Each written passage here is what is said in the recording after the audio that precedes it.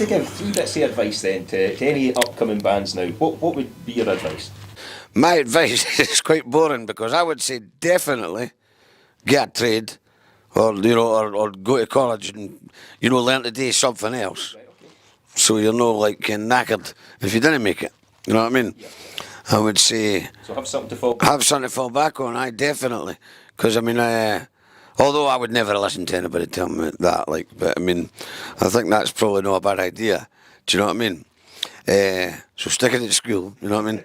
Didn't take drugs, or and the main one, but with the band thing and that, is just enjoy it, because the whole idea, I mean, when you first learn the guitar and that, you're trying to pull the girls and things like that, and then maybe the lassies are trying to pull the guy. Nowadays, everybody's doing everything, but you just kind of like enjoy it. You can, and didn't take it too seriously and that, and didn't make. That's corny, that, but it's like, what is that saying about the destination and the journey and all that? It's that kind of, you're on the journey, enjoy it sort of thing, eh? Come on, I mean, that's what I think, and just enjoy it. And because I have to be honest, I never really thought there was maybe a wee stage I went through when we were younger, that we were trying to get the deal and all that. And you're like that, but I mean, and then you're thinking about motorboats and all the stuff like that, and an island to yourself and all that. But it's just, but I mean, the main, I never really, it's good to do, but I just always enjoyed it, man. I just enjoy singing and playing, and when nowadays going away, that's been amazing, going out to Fuerteventura playing stuff, and you're playing 6 nights a week, you're in the sunshine, you're at the beach, and that'll do me, like, you know what I mean? It's like, that's when they say George Best, where did it all go wrong and that, you know what I mean? You're sitting on the beach, I thought, that's not so bad, like, you know what I mean? So that's alright, and I would say, I just think, depends what you want to do, but writing song-wise and that, you want to be doing it for the heart and what you want to be, what you want to do, rather than, I think if you're trying to do something for the wrong reasons, like anything in life, it's going to fail, eh? Is there anything you would change? It's like everybody, I mean, you get older and you do think that I drank a fair bit, like, you know what I mean? I mean, I'd probably, but we all do, but I would probably try and, I don't know, maybe I would have tried to, but not quite as mental, just because, I mean, I don't know, you realise when you're, there's a lot, you could achieve a lot more if you're not running about out your mind, you know what I mean? So, you still have a good laugh. Saying that, all the best stories, you know what I mean? There's all the laughs and that, so it's kind of, but I mean, for me, the career-wise, what would I do? I mean, I'd try and watch that. I'm not saying I wouldn't party, but I'd try to, when they went quite so daft with all that sort of thing. Thing is, it's like, see, social media now, that's the thing, innit? Again, it's good and bad, but see, we used to go, back in the day, you get drunk, and you would be drunk in the pub with your pals, and then you just went home. And then anybody you met had been drunk, so everybody, it was fine.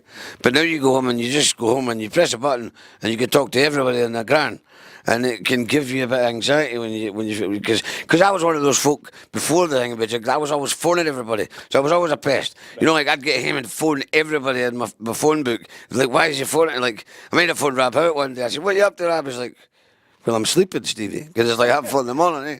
And he tells her.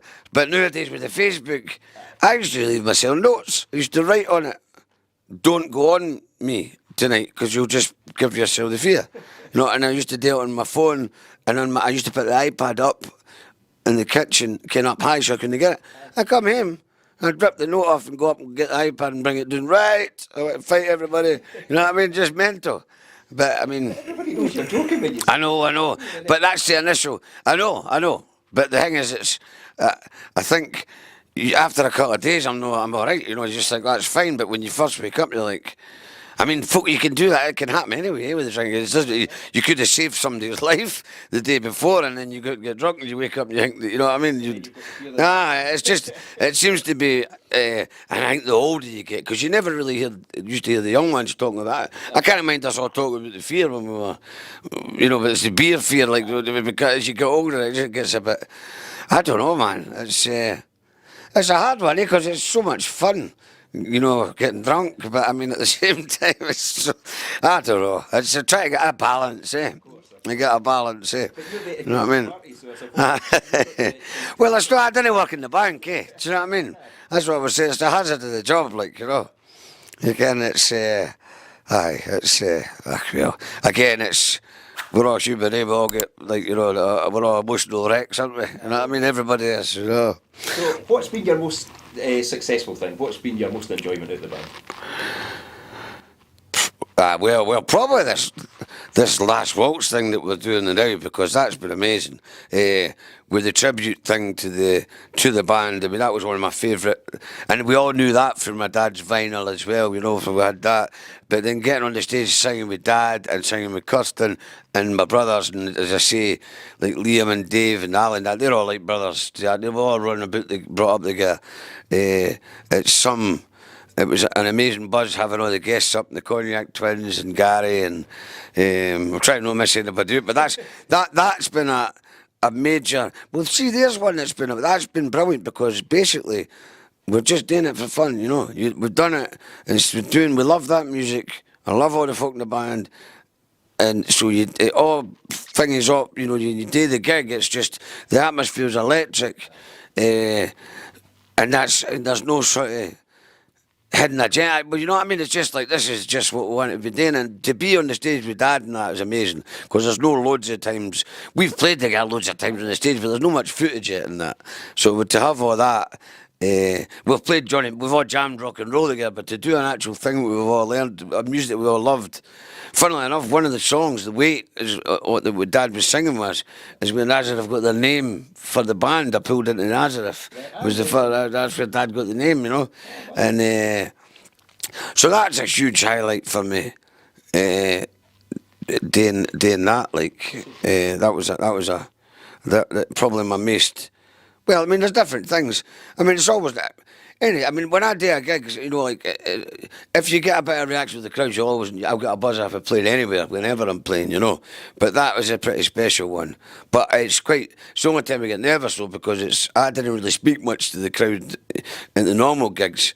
But see, that's the hardest bit. I got Dave to do it, like, because that's that first couple of ones I try to speak. And you just go in the broad fife. Because I don't know why, instead of speaking how you'd speak, you would start off trying and you go like that, and then sometimes I'd say something maybe off the cuff, and then folks laughing, so you go, I'll say that again tomorrow, and you say it tomorrow, and you get it's tumbleweed, and you're talking about, like, because they've just missed it, they've just missed whatever you said, you basically went, and it's like a whole, I mean, the silence. And I just thought, I'm not doing this talking nonsense. So I just get Dave to do it, and then I'll say the odd thing, and I'll say thank you, and that, just so they think you try to be like, you know, like whatever, eh? She's just refusing to speak to anybody, you know what I mean? But that was that just what we just finished that there. That was a big buzz, and and obviously one of the big highlights for me is going on to playing. Spain and Fuerteventura too, just the lifestyle basically, it does me fine, eh? Would you not just stay there? I would if I could, like, but you got Brexit and all that, you can do 3 months, but you've got to come home. And is that really affecting musicians? Aye. I mean, that's it. I think even the Rolling Stones, like, you know what I mean, you can only, anybody can come over, well, maybe it's just Britain, but if you're British, and you want to go to Europe, you can go for 3 months, but then you've got to come in for 3 months, and that's anybody. What does the future hold then for the Stevie Agnew band? What's next? Well, I mean, at the moment, everybody's back doing the thing. After that last waltz thing, Dad's away with Lee, Chris is away with the Results most of the time. Dave's got his Just Beatles and different projects he's doing. I would like to do a bit of writing, hopefully with Kirsten, do a wee bit, maybe record a wee thing. Again, so that's the next thing I would do, is a wee bit recording, and mainly, and I'd say just I'm getting right into this travelling. My mate stays in New Zealand as well. I was over there before, so I quite fancy doing, if I'd done Fuerteventura and we went right to New Zealand, maybe just get like a 6 months. Ah, yeah. You know what I mean? Just kind of enjoy yourself. You know what I mean? You can. Oh, and you've got the internet, like, you know what I mean? I'll be phoning if I'm drunk about the right time in the morning, because it'll be during the day. Phone somebody. Do you never do much the sort of live stuff on YouTube? Because I remember you did it during COVID. Oh, the gig. Well, that's why we done it though. But it was we done the Sunday. I think it was a Sunday, but it was. That was, I can't remember how that, I seen folk doing it and they had your wee PayPal hanging. I remember at first I thought, oh, I can't do that, Ken, that's, you know, maybe a bit cheeky, you know what I mean? But then I seen other acts doing it and I thought, I could do it. And I mean, the first one I done, what a response, man, Ken, we paid the bills, like, and so then, I'd done it on a Sunday, and then gradually you weren't really making as much money, but you were. It was keeping you in. See, if I hadn't done that, because I remember this, it had been a couple of months or whatever before the first one, and when I went to sing, there was songs I couldn't remember the words to that I'd sang all my life, so I knew that if I didn't, because I've got them on my head somewhere, but if I stopped doing them, you know, they're not there, and they're all there. Something like out in space.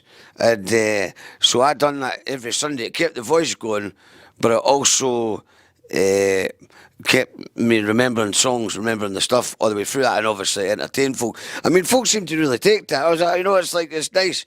Kind of like, I got a lot of folk, you know, on the Sunday. Well, a lot of folk was locked down at the time, and, you know, folk would just crack open a beer or whatever and just sit, and a lot of it was in the summer anyway.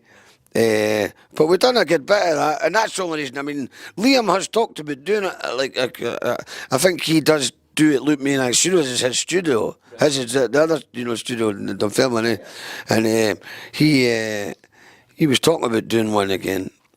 What we'd like to do maybe one day is do a blind poet one. When we used to play the blind poet with the band all those years on the Wednesday, we've always talked about maybe even doing it as a charity thing or but a blind poet night the Wednesday years later with all the folk that used to play with us and do that online for all the different students and all the different folk that used to go there all the time, eh? So and see with that. As we've said, like social media and stuff, it's obviously the big thing these days, eh? So I mean, like, you getting your presence out on that obviously really must have really helped you. Aye, social media, I mean, it's got its doing for, I mean, one half of my, I could crucify myself with what do you call it, anxiety and that, and then, but on the other half, is brilliant for gigs, you know what I mean? So, but you need to learn how to use these tools, eh? You need to learn how to use these tools. We didn't have them, eh? As I say, we didn't have these tools back in the day, and now it's just learning how to. Aye. But no, I think that gave a lot of enjoyment to people. Oh, aye, it was a great, aye. No, it was good, man. It kept me going, and it was nice. Kind of folk would ask for songs and different. That was something I looked forward to every week, like to be doing that, like, you know what I mean. That's really good. Maybe not a bad idea in the winter time anyway, folk want to go to the cold and that, eh? I could maybe do one for New Zealand about late at midnight, eh? I could do that, like, I can't the swingers. Aye. I done a video with that. It's on the YouTube. It was my mate Scud that stays there. Right, and I done that one. Actually done King of the Swingers because it was a bit looked like a jungle. Right, and I'm up a tree and there's all the vines and everything, eh? But that was a while ago now. I went there twice. But it'll be 12 years ago now. Oh, well, obviously, thank you very much for coming. Oh, no, thanks for having me, man. Thanks for asking me. Pleasure. Yeah, all the best. Cheers. Thanks a lot, man.